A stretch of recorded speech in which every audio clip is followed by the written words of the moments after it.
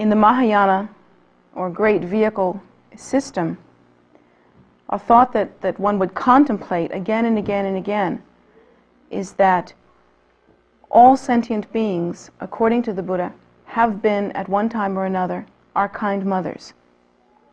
Now, the way that the Buddha arrives at that conclusion is that the Buddha teaches us that we have lived so many lifetimes, revolving since time out of mind in cyclic existence. And time out of mind really is just that. It's time out of mind. It isn't thousands of years. It isn't even millions of years. It's inconceivable time. According to the Buddha, we have been revolving in cyclic existence for that long.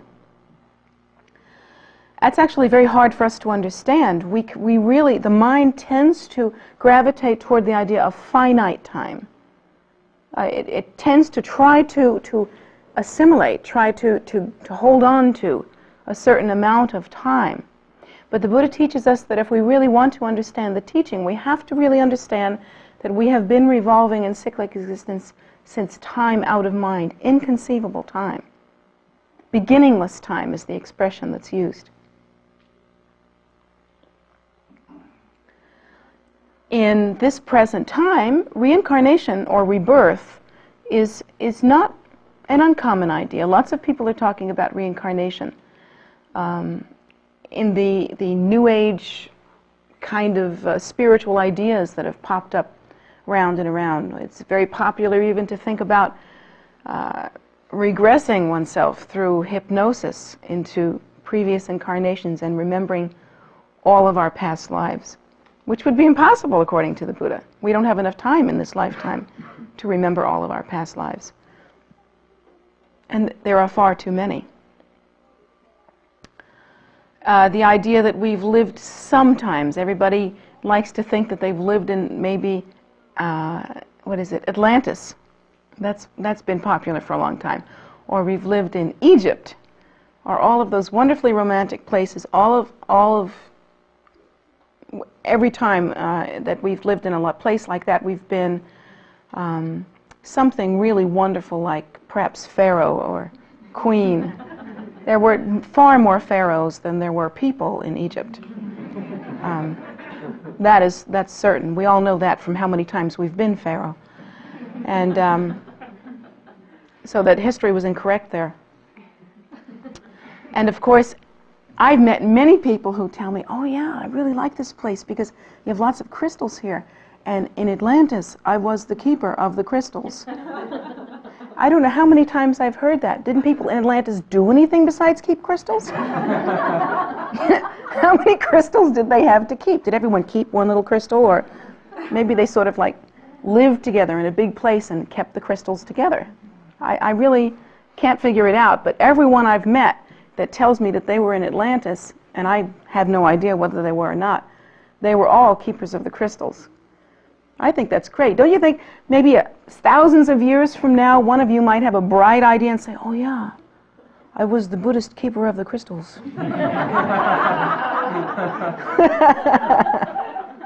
It could happen.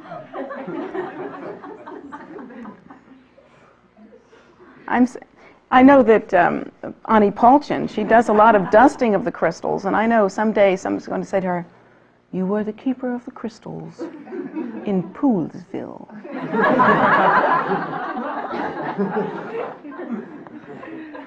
And everybody will get real excited about that. But anyway, we're being silly. According to the Buddha, we have lived since beginningless time, and I would assume that if we've had all of that time to knock around in cyclic existence, we've done some less romantic things as well. In fact, according to the Buddha, we have lived in many different life forms under many different conditions. And if you think about all the different conditions that exist in cyclic existence, that leaves us a whole lot of room. There are many different animal forms. There are many different insect forms. There are many different non-physical forms. There are an infinite number of non-physical forms that one could exist as. And even within the human realm, there are many not so romantic life forms that we could have, lifestyles that we could have lived. It's interesting to think also that we conceive of life as taking maybe 75 years to complete itself. But in cyclic existence, that isn't always the case. There are many insect forms that live only one day. Really, there are many that live only one day. Many, many more even than that live only one season or a portion of a season. I remember reading about a certain kind of very dry, arid condition where during the monsoon or the heavy rains, what looks like a dry, cracked bed of ground would fill up with water, and within only a few hours, eggs of tiny little crustaceans and different shrimp forms, that kind of thing, would hatch out, and they would live only until the lake dried up, which could be just a few days. And they might have stayed in the ground like that for many years, just to wait for that time. So many different life forms, so many different sentient beings surrounding us in cyclic existence, all of us going through the endless round of death and rebirth, according to their karma, teaches the Buddha, according to their perception. Really, according to their perception, according to the content of their mind streams, according to their habitual tendency, according to their desire. And it isn't a conscious desire, the kind of thing that you might cultivate thinking, I really desire to achieve enlightenment. It's a habitual, compulsive, unconscious kind of desire that one seems to not be able to help in the same way that one can't help taking the next breath in order to survive. In this mode we have been revolving in cyclic existence really since time out of mind, taking many different life forms, experiencing the endless round of death and rebirth. And under those conditions, we have always achieved birth through some means. There are many ways that one can achieve rebirth. The Buddha teaches us that there is rebirth through a mother in the way that a mammal would have birth. There is rebirth that occurs through an egg, and there is a non-physical kind of birth that occurs through heat fusion and heat and cold. And moisture. There are different kinds of rebirths that we can't even imagine. Yet, in most births, and certainly for all of us, we have many motherly sentient beings to be grateful for. In this present lifetime, we think that we shouldn't think too much about that. We think that we should think only of our own physical mother and those other people that have been kind to us or have been especially precious to us in some way. We think about our husbands and our wives and our loved ones. We think about our families. We certainly think about friends that have been especially kind to us. We think about people that we have grown up with or have spent time with that have somehow become significant within our lifetimes. And we tend to limit our kindness only to them and become completely unaware of all the other motherly sentient beings that are revolving in cyclic existence. One of the Rinpoches that comes here once in a while has a wonderful habit of taking students out on a walk and having us proceed in that walk in the mindless way that we usually go out into the world, walking around thinking, what's Rinpoche going to say next, or thinking, well, how is my hair today, or what am I going to do tonight, or what's for dinner, or whatever it is that we constantly run around in our heads about. So anyway, he would take us out on a walk, and then he would stop and he would say, stop. What's around you right now? Then he would say, look at that tree stump. Under that tree stump, and in that tree stump are living uncountable millions of sentient beings. The little bacteria, the little bugs that live in the tree trunk. Under the ground, there are hundreds of thousands of different kinds of bugs and worms, things like that. Look around you, you can see many trees. And each one of those trees, it's like a mini universe. so many different kinds of sentient beings involved in their process. But we walk outside and we don't think about them. We think about our mothers, our families. Really, we forget the ones that we can't see or the ones that we're not constantly reminded of. And so his idea was that we should constantly do this. Even in a place such as this, there are many plants. Don't you think there are sentient beings living in those plants right now? There are, even within the rug that we walk on, there are many different little bacteria. Even in our own socks, our cushions that we sit on. There are many different life forms that we are completely unaware of, completely unconscious of. So his idea was that we should stop and pay attention and get the big picture and think about these motherly sentient beings. According to the Buddha, if we can even think about them, if it is possible for us to become cognizant of them, let alone if it is possible for us to hear of them or see them, then we must have some particular karmic connection with them. If I walk up to a tree stump and think, wow, there are uncountable millions of sentient beings in that tree stump, and just think about them, that contact, that touching, isn't even karmically possible if we don't have with them some profound karmic connection. Isn't that an interesting thought? What about all the people we hear about in the news? Haven't you heard about some great earth tragedy and had some number of missing or hurt or dead quoted to you? That means that we literally have an amazing connection with those people, or we wouldn't have heard about it. It's an amazing thing to think about. But do we understand what an amazing responsibility it is as well? According to the Buddha, these have been our kind mothers. Whether they laid us as an egg or carried us around in a pouch or deposited us somewhere at the bottom of an ocean, or whether they gave birth to us as human beings give birth to one another. We have no way of knowing, and it doesn't even pay us to think about this. What we do know, though, is that they are continuing in cyclic existence, unable to help themselves because they are unable to understand the path or the method that leads them to enlightenment.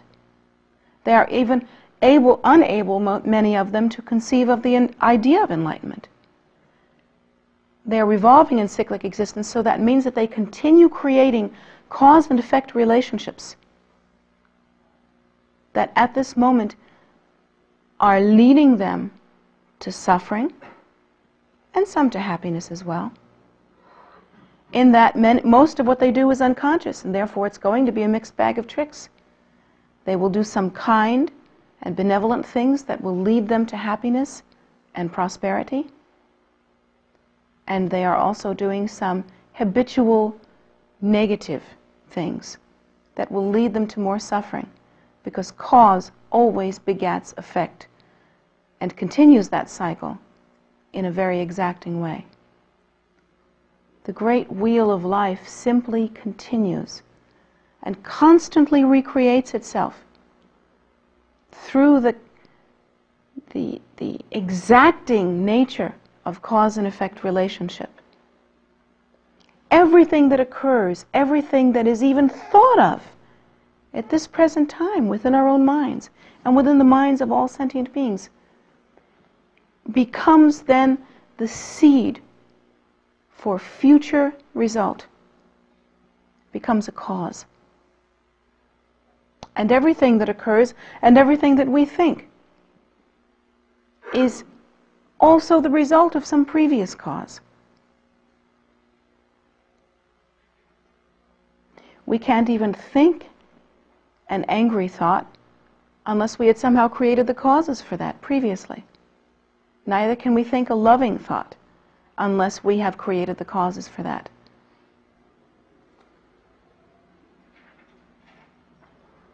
It seems to just continue in an endless way.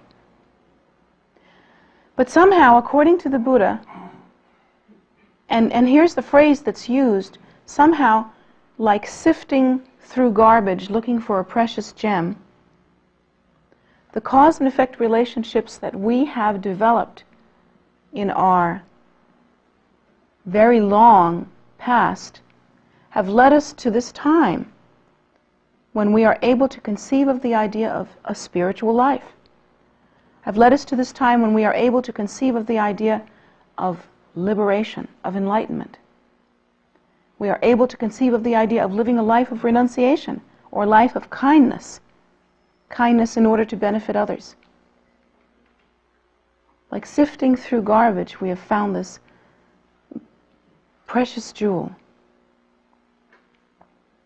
And it is a precious jewel, a precious opportunity, extremely beneficial to us in a way that nothing else can be. Because here we have the way to make intelligent choices, and based on those choices, we can create future positive result. And we don't have to guess about what those choices might be. We don't have to say, well, would it be better to do this or to do that?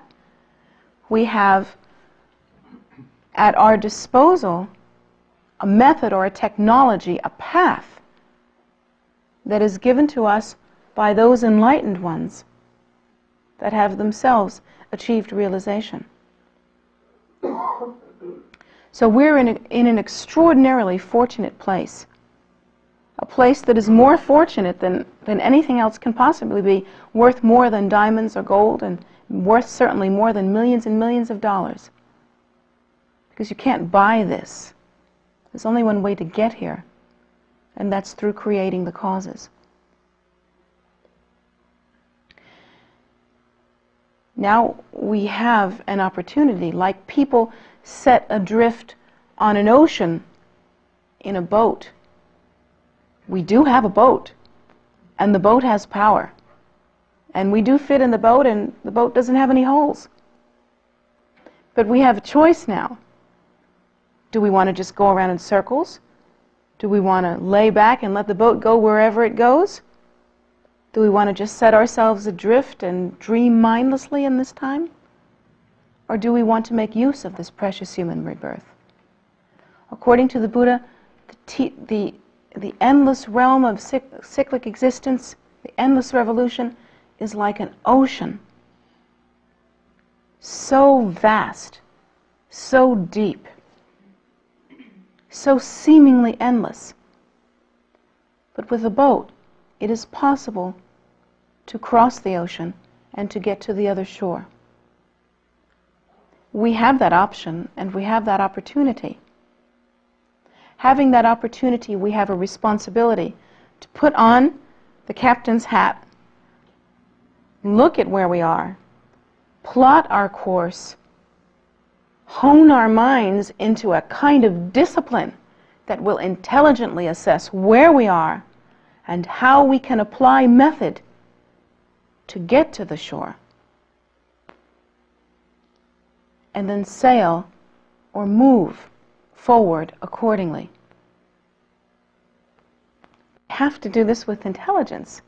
We can't do this in a mindless or stupefied way, thinking that if we just try to do something, anything, everything will work out. What would happen to a boat in the middle of an ocean if captains were to take that method? Would you like to sail on a boat like that? Do you think you'd take a cruise with a captain that said, well, it'll work out? I don't think so. I don't think that's what you'd want to do. I wouldn't. Certainly not. I want to know that the course is plotted. I want to know that it's been traveled before. I want to know that it is meaningful to get to the other side, and that the one that is guiding the ship has and can do so. Has done so and can do so again. And I want to know that instruments are being used properly and intelligently. I want to know that navigation is taking place. And I want to know that intelligence and foresight was used well enough to know what the conditions are, so that we wouldn't try to set sail right in front of a hurricane. These things we find when we begin to practice Dharma, and we have to really adapt them and utilize them very strongly and with intelligence. What does this have to do with our motherly sentient beings? They have no boat. In an ultimate sense, they do. All sentient beings have within them the seed nature of realization. All sentient beings are inherently the Buddha. They are by nature the very mind, the very essence of enlightenment. But that nature is in seed form at this time. They are not engaging in the method to ripen that seed. It's the same thing as going to a seed store. Many of you have planted gardens, I'm sure, at some point or another. Haven't you ever gone to a seed store and bought little packets of seeds? They're flowers, aren't they? In their nature, they're flowers. But, I mean, you wouldn't just give your mother a packet of seeds on Mother's Day. Hey, work out your own salvation. You can't do that. You have to put it in a pot. You have to give it soil. You have to give it some fertilizer. You have to give it some water. And you have to put it in the sun. Or let someone else do it. The proper conditions have to be there. So while all motherly sentient beings are in their nature, in their essence, the Buddha, the proper conditions have not been there. You somehow have found yourself in a flower pot. You have some water, you have some fertilizer, and the sun is shining. Your responsibility then is to bloom that Buddha nature, to ripen it, to allow it to occur through applying the necessary technology. It would be stupid to have all the conditions and not put them together, to not put the seed in the pot, to not give the water, to not nurture it effectively. And so you must think of that in terms of your lives. Now that you have this knowledge of your inherent nature, or at least some idea as to what that might be, to know that in your nature you are the Buddha. Now you have to apply the proper technology in order to ripen that, in order to make what is there in potential be there in potency as well.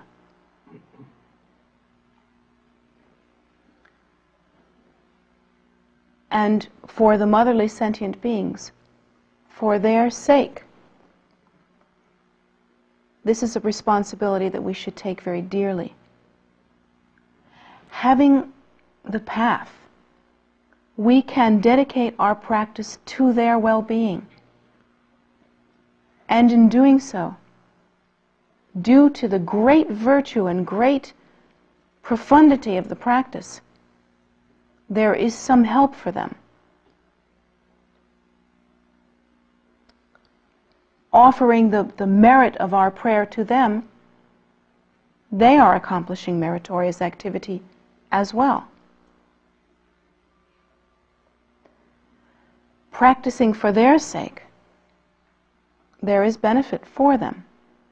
And we should think also that as we achieve realization, as we achieve Buddhahood, as we ascend through the different levels of bodhisattvahood, through the intensity and depth of our practice,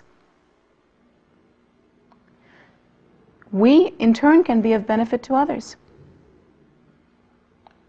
As a Buddha, we can bring the teachings to others.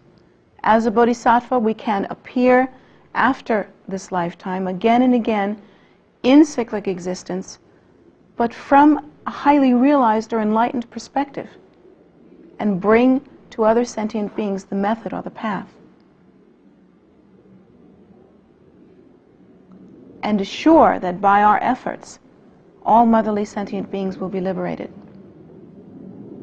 We think about Lord Buddha himself. How many sentient beings has he caused to become liberated? In his lifetime alone, uncountable numbers of physical and non-physical beings that were brought to enlightenment merely by hearing the potency of his teaching. The mind of enlightenment is so strong, so potent. And what about the sentient beings that he has brought to enlightenment since that time? That by leaving his teaching in the world, and by leaving the potency of the empowerment of the transmissions that he has left that occur in the lineages present in the world today.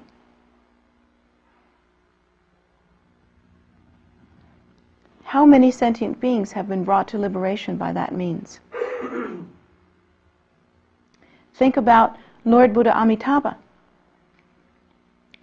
Think about that, having attained Buddhahood, the potency of his prayers was such that he was able to pray all that yearned to be reborn in Dewa-chen, which is synonymous with the awakened state, or the Dharmakaya, mind of enlightenment. All those who pray to me and to call out my name will achieve that level of realization, will be reborn in Dewa-chen, will transfer from ignorance into bliss. Why were his prayers so potent? Because he was the Buddha. And the interesting thing about these Buddhas is that they were just like us. And just like all sentient beings, they were not any different from us. They had as their seed nature Buddhahood, and through cause and effect relationships in uncountable aeons through time, they developed that capacity for enlightenment and became themselves Buddhas. This is the very thing that we're trying to do now. How rich, then, is our potential to be able to be of benefit to sentient beings? Can we understand that? Understand that? Do we think of that? So hard to remember. So easy to go through our lives mindlessly. So hard to remember all those sentient beings that we can help. If we could remember them, wouldn't we be highly motivated? Wouldn't we be thinking constantly about how we can get the job done? Wouldn't we always be aware of developing ourselves on the path? Absolutely. Perhaps that's a good way to use Mother's Day. Instead of thinking only of our own physical mothers, and we should think of them, we should think of all motherly sentient beings. Everyone, without prejudice, without distinction, without any kind of separation. We should think about all beings as our own kind mothers.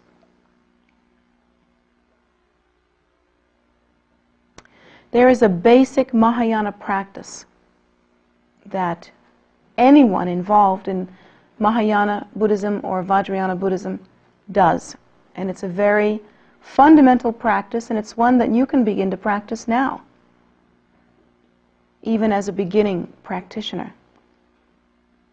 And that practice is to visualize the objects of refuge in front of oneself. The objects of refuge meaning those Buddhas and Bodhisattvas that have the capability of crossing the ocean of suffering, who have the capability of crossing that ocean of cyclic existence, and to have done so. Lord Buddha Shakyamuni, Lord Buddha Amitabha, we should think of Guru Rinpoche, and even if we don't know who they all are, and we can't possibly know who they all are, we should think of them in front of us and really there, amassing there like banks of clouds. We should think of the practices that can lead us to enlightenment, the Dharma practices that are the method or the technology, the very intricate and very exacting technology that lead us to enlightenment. We should think about the primordial wisdom beings and meditational deities that we ourselves practice in order to achieve realization. And even if we don't know who we are, we should simply think that they are there, amassing in front of us like great clouds of blessing. And then we should visualize ourselves in front of them, perhaps in a prayerful position, however you might conceive that to be, standing respectfully, or kneeling, or even doing prostration, if you're familiar with that concept. And we should think that on one side is our mother, and on one side is our father of this present life. And we should think of our families, we should think of those that we have thought of as enemies, we should think of our friends, then they are all equal, standing next to us. And then we should think that standing with us are all motherly sentient beings, all the beings that have been our kind mothers, and all beings with them. That they are standing in front of these objects of refuge, and they are gathering together all of the positive activity that they have ever done in the 3 times, and the 3 times are past, present, and future. So that means we're taking out a loan. All that we have ever done, all that we're doing now, and all that we will do in the future. We need that loan, believe me. So we should think that we are gathering together all of our virtue and merit in the 3 times and offering it to these objects of refuge. And to these objects of refuge, we are asking to be of benefit to sentient beings. We are asking to achieve the mind of enlightenment, to awaken to the degree that we can truly be of benefit to sentient beings. And we should think that we are taking a vow to help sentient beings and to empty the ocean of cyclic existence so that there will be no more suffering. And then after thinking that, all of us have done this together, then we should see the objects of refuge melt into light and dissolve into ourselves, and like water and milk mixing together, indistinguishable from one another, so that we become absolutely the same as and unified with the objects of refuge. And we should meditate on that very carefully. And then, meditating on that, we should think that we are indistinguishable from these Buddhas and Bodhisattvas, and then we should begin some rounds of breathing. And the breathing should be very deep and very strongly considered. And we should think of all sentient beings, and how they have mixed karma, some happiness and quite a bit of suffering, actually. And we should think that as we inhale and breathe in, we are drawing off all of their suffering, taking in our breath all of their suffering, all of their negative karma, and all of their unhappiness. We should breathe in like that and think that all sentient beings are freed from their suffering, and you should see them become happier and lighter and freer. And then when we breathe out, we should think that all virtue and merit, all that we have ever accomplished in the 3 times, is going to them, and like nectar, nourishes them and empowers them to be free and happy and completely liberated. And we should continue to breathe like that with complete absorption, breathing in the negativity of all sentient beings and all of their suffering, and breathing out happiness and bliss so that they will be completely happy. It's a very powerful practice, and it is a practice that causes one to move into the awakening of the bodhicitta, or the mind of compassion, which is synonymous with the mind of enlightenment. How is it possible to take into oneself the suffering of all sentient beings? Because of our meditation, we have become completely inseparable with the objects of refuge, and thereby stimulate and awaken our own Buddha nature. Do we increase our suffering by doing that? How has anyone ever increased their suffering through kindness? Not really, not ever. Through kind acts, we become happier. Through selfish ones, we become sadder. And always our motivation makes the difference. So, any of you who are either simply beginning in meditation or long-time practitioners should practice this method constantly. You who are Buddhists, you should think that every morning the objects of refuge are in front of you when you do your morning prostrations and your morning prayers, and then they become one with you. They dissolve into light and become one with you. And throughout the day, you can constantly be mindful of sending and receiving. And that's what that practice is called, sending and receiving. In order to awaken the mind of enlightenment, the mind of bodhicitta. And in order to produce happiness for yourself and for all sentient beings. This is a much better Mother's Day present, by the way, than giving Mom a couple of lilies on Mother's Day. These are the really potent ones, the ones that make the difference. In closing, why is it that we become so fixated on our families only? Why is it that our mother is so dear to us, and the mothers that have been our mothers also, and equally, are not so dear to us? How is it that we forget? And here's where we have to look at motivation again. Our families really are for us an extension of our egos. We take such pride in doing such a good job with our families. And yet really, they simply define and extend ourselves. Families are important to us because we're important to us. They are a way that we know ourselves. We know ourselves by the people that we come from and by the people that we spend time with. The purest view, the most perfect view, is to think with loving impartiality toward all sentient beings, that they would all be equally precious to us, that our love for all of them would be equally potent. I know that that's possible. Wouldn't we die for our children? Wouldn't we do anything for our families? In the same way, we should think with that kind of loving concern for all sentient beings. In the end, we will lose our precious lives that we cling to anyway. Everyone does. Why not offer that life as a useful thing in order to be of benefit to all beings? Why cling when in the end we'll lose it anyway?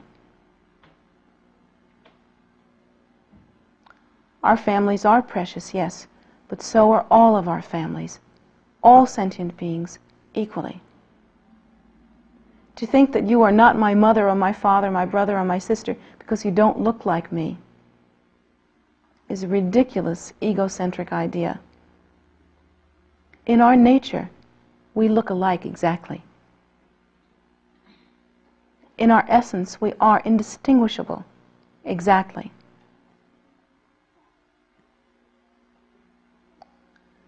And to think that we are only like certain people and that only certain people are truly family to us really is only an indication of our ignorance. So we should think like that and develop the kind of loving kindness that causes us to remain firmly aware of all sentient beings to the degree that we can really effectively utilize this life in full potency to be of benefit to them.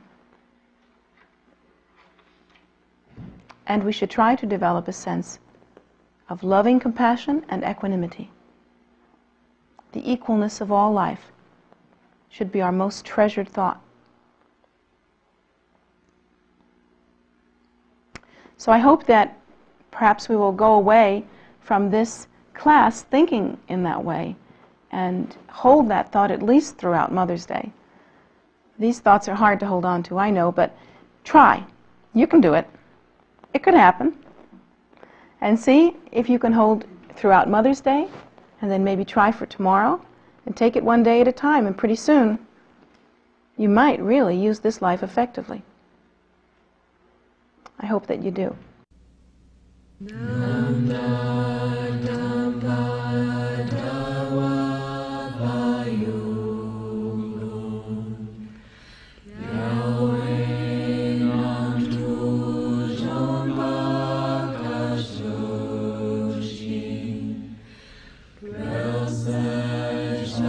to